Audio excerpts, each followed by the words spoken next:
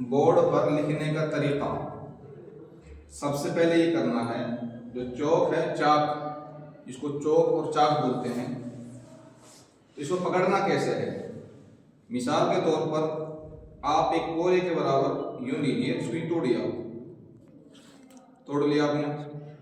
बड़ा भी तोड़ सकते हैं, बड़ा लिखने के लिए छोटा भी लिख सकते हैं। दिख रहा है बराबर आ रहा है ना। हाँ।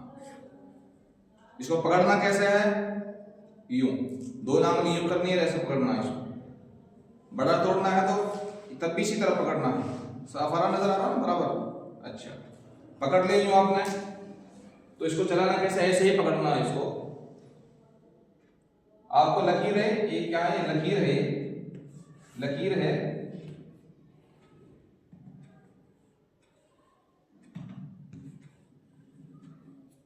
शक्ल बनाई, क्या है, शक्ल है, शक्ल है।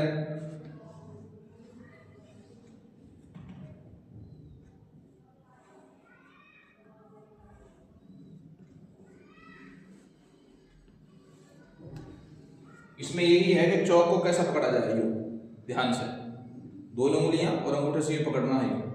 अगर आप इसके अलावा पकड़ेंगे, इसके खिलाफ पकड़ेंगे, तो सही तरीके से आप बोर्ड पर नहीं लिख सकते। अब ये छोटा चौक है, अगर बड़ा चौक लेते हैं हम इससे और बड़ा पकड़ते हैं, बराबर तोड़ लिया। हमें मिसाल तौर पर अलिफ लिखना, अलिफ, तो सबसे पहले ये है, बच्चों से पूछ जाइए क्या है, तो कहेंगे लकीर। क्या है, लकीर। ये भी क्या है, लकीर।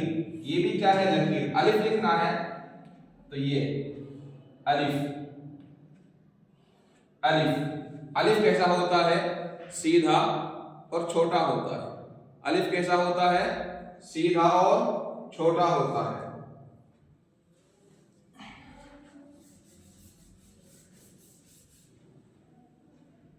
एक ये है, ये क्या है, गोल दायरा। क्या बोलते हैं इसको, गोल दायरा।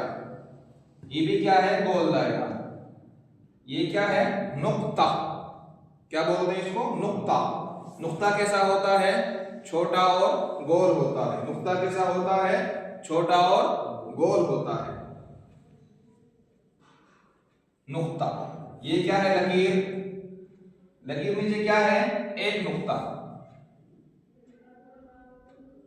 लकीर के ऊपर क्या है, एक नुक्ता। लकीर नीचे क्या है, दो नुक्ते। तो ये चाक पकड़ने का तरीका और तोड़ने का तरीका। और इसमें अलिफ कैसा लिखा जाता है, यूं।